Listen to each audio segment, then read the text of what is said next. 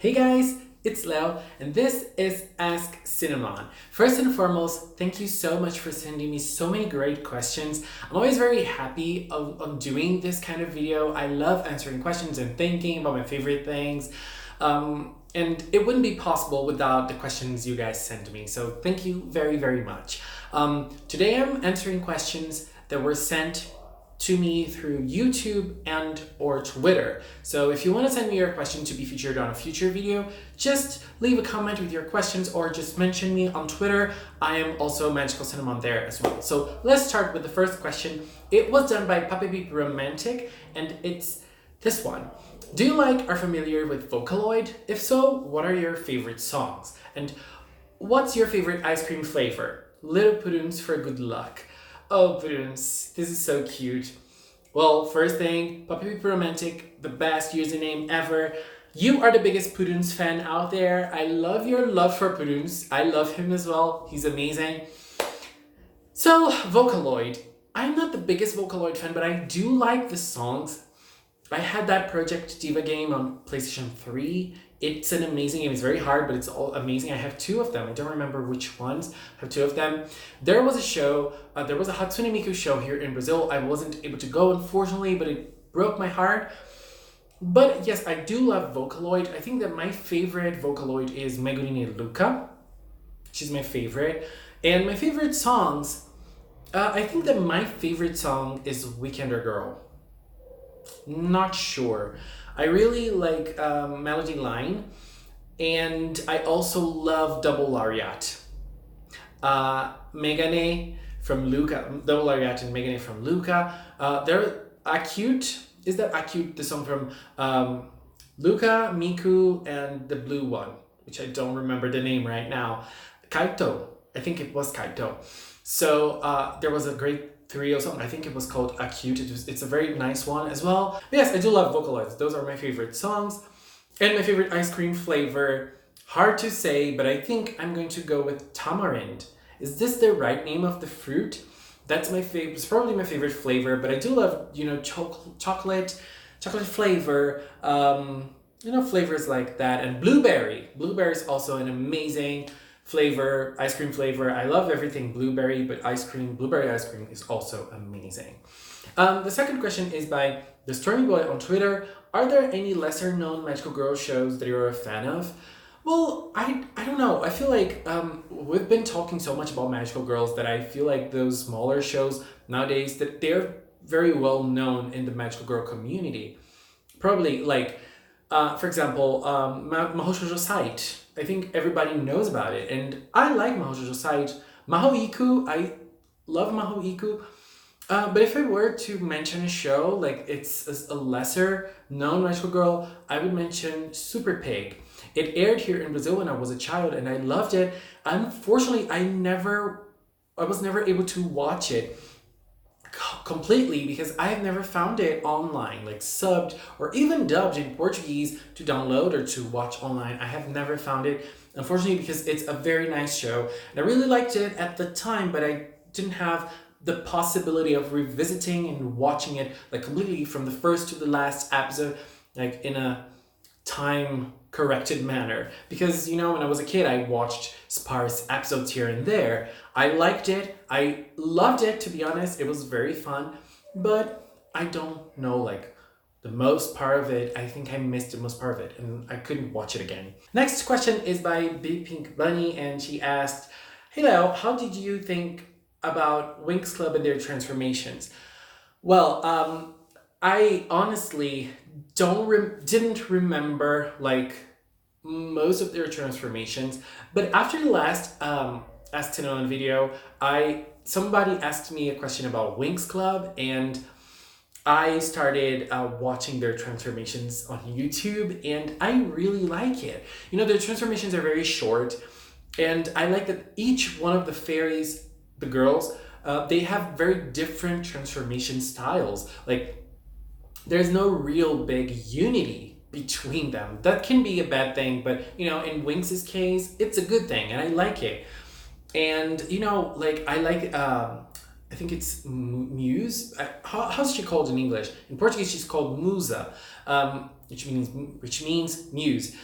She's in a disco in a venue when she's transforming. I don't know which season, but I remember she's in a venue when she's transforming, and I thought that it was so badass. Like I would love to have a transformation like that. It's amazing. Next question is by Surrounded by Purr. What writers would you want to see work on Pretty Cure? Well, great question. Oh my god. If I were able to choose like one person to work on Pretty Cure, I would love to see Ikuhara. I know this is a very expected answer of me, but I would love to see Ikuhara working on Pretty Cure one day. Ikuhara is so amazing. I really like him, and he's so out of the box. The way the narratives that he creates are different, and different in a good way. I mean, for me, they're very good, and I really like his work. So I would love to see him working on Precure. I would also love to see Yazawa Ai, the creator of Nana, Paradise Kiss, Gokinjo Monogatari, working on Precure. She's a shoujo artist. She writes shoujo manga. I mean, she wrote, because it's been a while since she hadn't worked on Nana. So I would love to see her, tackling a different style, working on Magical Girls, and she has such a big fashion style, and I would love for her to work on the narrative, but also work on the designs of the characters. Just imagine a Cure designed by Yazawa Ai. Come on, that would be mind-blowing. Next question is by Pixie Locks. Okay, just before I answer this question, I just want to say that I freak out a little bit every time Pixie Locks comments on my channel, because I'm such a big fan of hers. I love her style. I love her uplifting way of communicating. I mean, I'm such a big fan of her, and her channel's amazing. And sometimes I think I'm surrounded by so many talented people here on YouTube, on Twitter, and I get a little nervous because I'm completely talentless. But Pixie, thank you so much. I'm such a big fan of you. She asked, have you ever watched Ojamajo Doremi? It's so pure and full of nostalgia goodness. Well, unfortunately, there's no nostalgia factor for Ojamajo Doremi for me, because it never aired here in Brazil, so I didn't watch it when I was a kid. I remember that when I was a teenager, there were some magazines that said that Ojamajo Doremi would air here, but they never got to air. It never aired here in Brazil, so unfortunately, there's not this nostalgia factor for me. But I have watched the first season of Ojamajo Doremi, and it's a very good show with very cute characters. I love Doremi. I love Doremi's sister, Pop. I love you, girl. You're the best. And I think that Doremi is a show with lots of heart. And after the movie that's going to be released next year was announced, I started watching the second season, but I'm still at the start of it. There are so many things to watch. But I'm still at the start of the second season, so I haven't watched much of it. But yeah, I like Doremi. I had a little problem with the first season because I think that there were so many episodes that focused on their classmates and focusing on the story of each one of them, and it got a little tiring. But overall, it's beautiful. It's a very nice, interesting narrative. And one of the things that really caught my attention, when I was watching the second season, Doremi's mother talked to her about when she gave birth, and she talked about her depression and the post-birth depression. I don't know how it's called in English, but post-birth depression, I think you guys know what I'm talking about. She talked about it in the show in such an open way. It was so beautiful, and it's so nice when you have kids show tackling those issues and talking about them in an honest manner. It's really beautiful, and I love it. It's so heartwarming, and it was beautiful to see. So Doremi, I'm still going to watch everything so that I can be prepared for the movie next year, but I don't know if I'm going to be able to watch everything this year because there's a lot of seasons. But yeah, Ojamajo Doremi is amazing. Next question is by Metamorphosis. Who's your favorite mid-season cure? I think it's Cure Muse, if we can consider her mid-season cure because she appeared in episode 35 or something.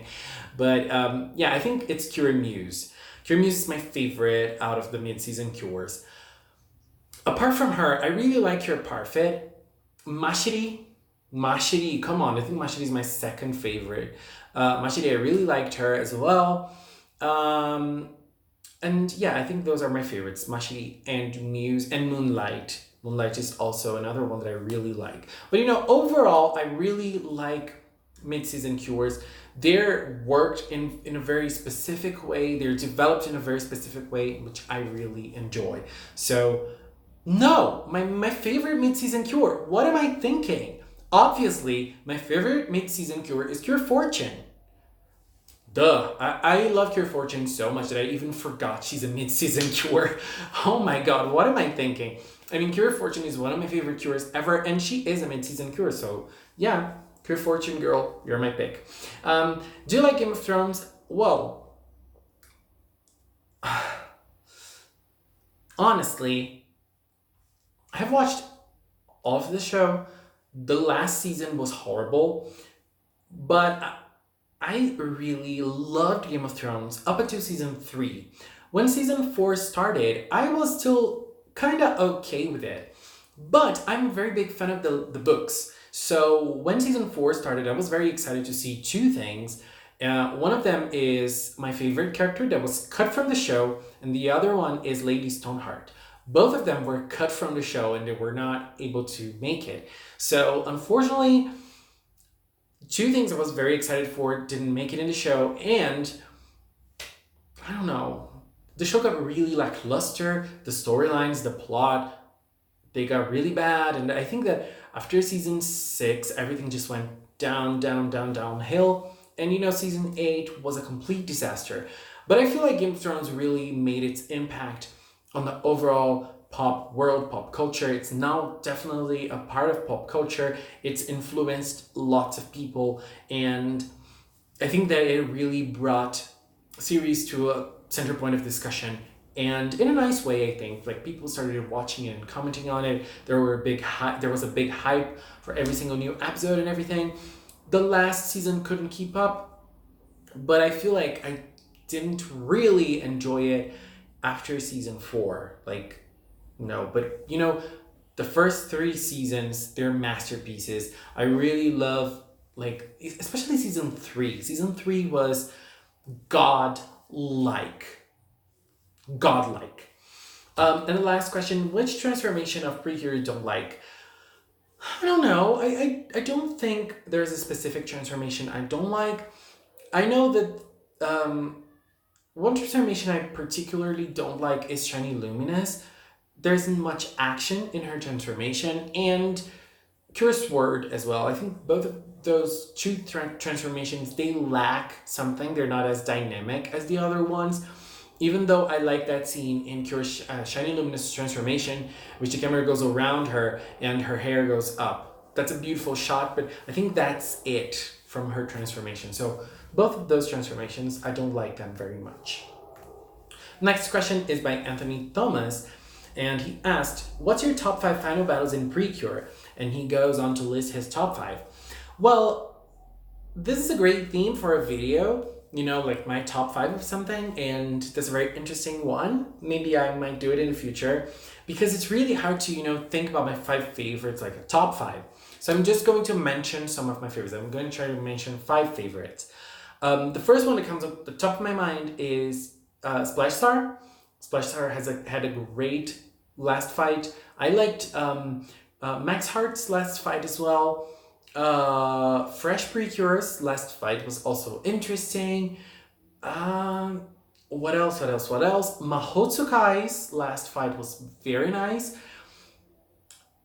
And one more season with a great last fight. Heartcatch. I'm gonna go with those ones.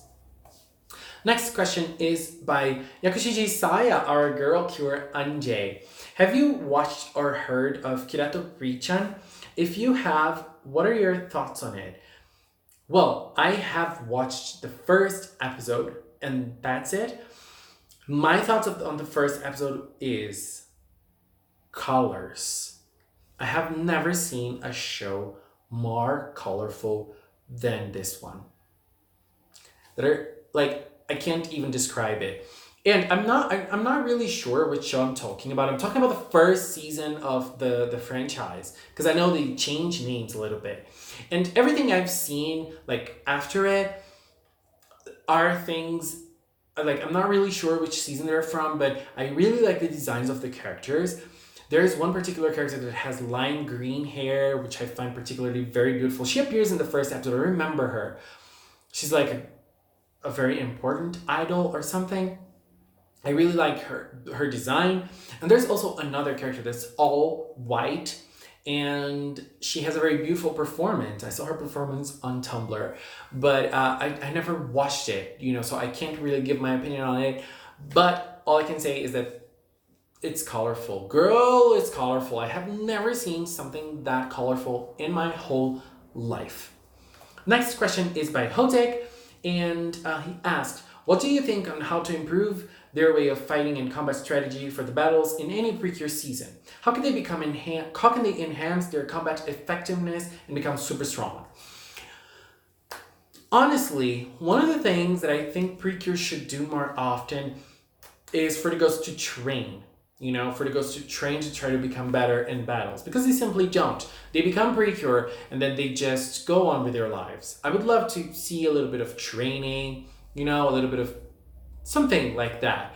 But then I remember that they did it in one season and I thought it was really nice. They did it in Fresh Precure. Miyuki, the dance instructor, actually helped them train to battles. That's a very interesting thing. And the girls trained. I remember that they even made a point on saying that one of the girls was stronger with punches, the other one was stronger with kicks, the other one was faster, and the other one was well-rounded. I don't remember which one was which, but it was a very nice thing. I think they should do it more in more seasons. I don't remember. I remember that in Happiness Charge, Fortune gathered the girls and said, look, we need to train. And then they went on to the beach and the training was like, a mess. But it was funny. It was nice. And, I feel like Precure should train more, because how do they gain their powers? How do they become stronger in the seasons? They just, something happens in their lives that motivates them, that makes them become stronger. And then they apply it to the battles. Like they think about it and they become stronger in battles. Like not specifically because of a training or anything, but mostly because of a change in their ways of perception, the perception they have in the world, or they change their behavior and then they become stronger for it. And that's it, Basically, I think that most times Precure just tries to send a message, a nice message, like, if you think better of yourself, you will become stronger. Or if you think of your friends, you will become stronger. If you think of your mom, you'll become stronger. Things like that. And that's like the biggest message in Precure. But I would love for them to train a little bit more for the battles. That would be a nice thing in Precure. Next question is by Nobles T, and it's as goes. Would you rather have all the Precure transformation devices and weapons once, or a figure of every girl? Well, as you can see here, I am a sucker for figures. So yeah, I would love to have figures. I don't have wands and transformation devices.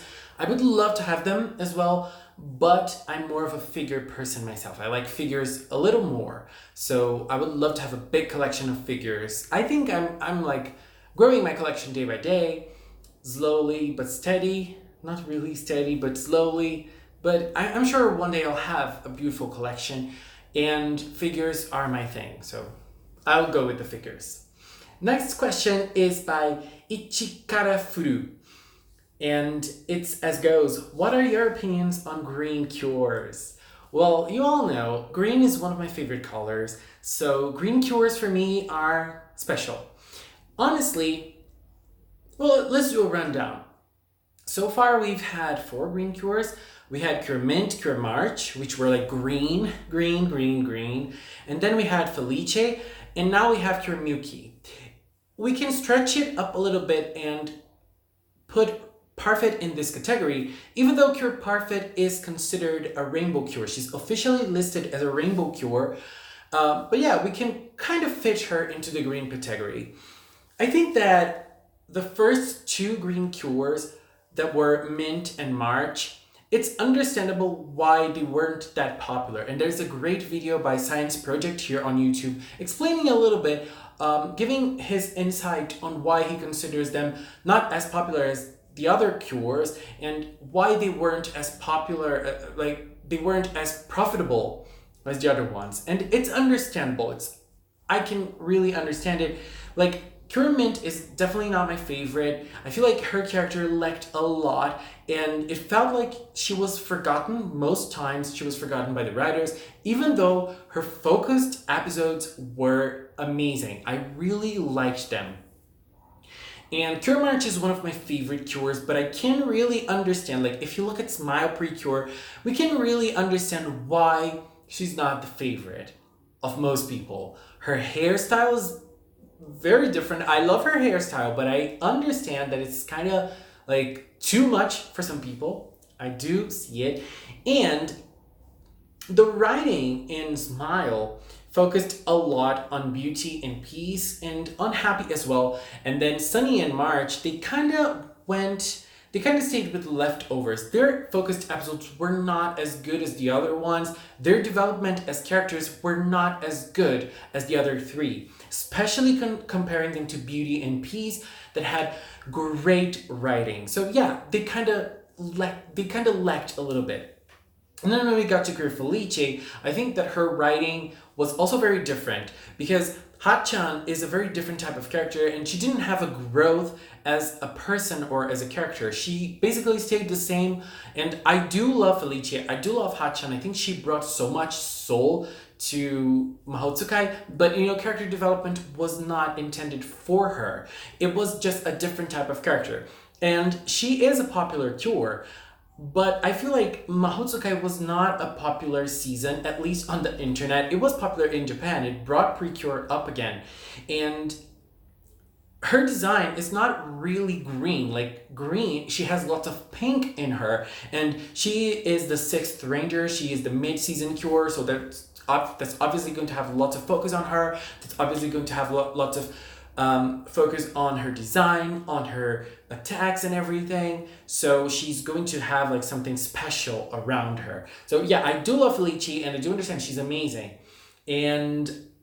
But I do see the differences between Felice and the other two, Mint and March. And then when we come to Kirimyuki is extremely popular and she's probably the most popular green cure so far. Even if we put Parfait in this list, she is very popular. She's probably the most popular cure in Star Twinkle, at least. Not only on the internet, but it seems that in Japan, it's kind of like that too. I mean, I can't put my finger on the sales. Like, is she selling more than Cure Star? I have no idea. But I'm pretty sure she's selling very well. She has lots of fans.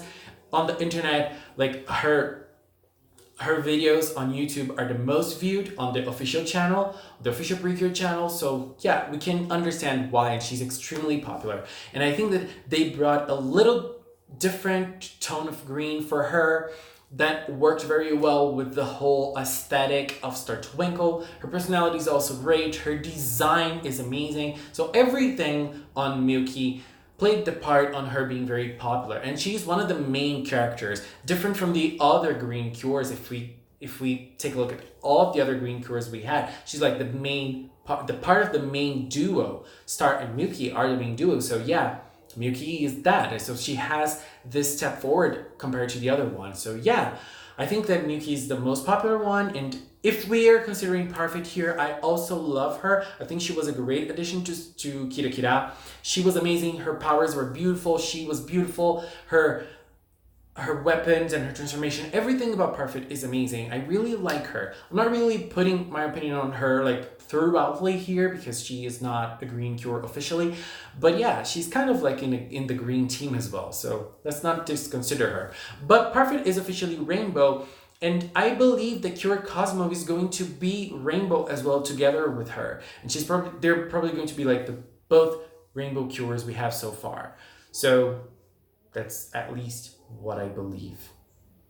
Guys, that's all for today. Again, thank you so much for sending me so many nice questions. It was a very nice talk. It was a very nice time.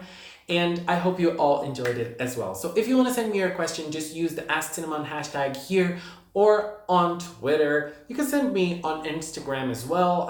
You can check on my DMs. It's no problem at all. I can get the questions from there as well. Thank you so much for watching, guys, and until next time. Bye-bye.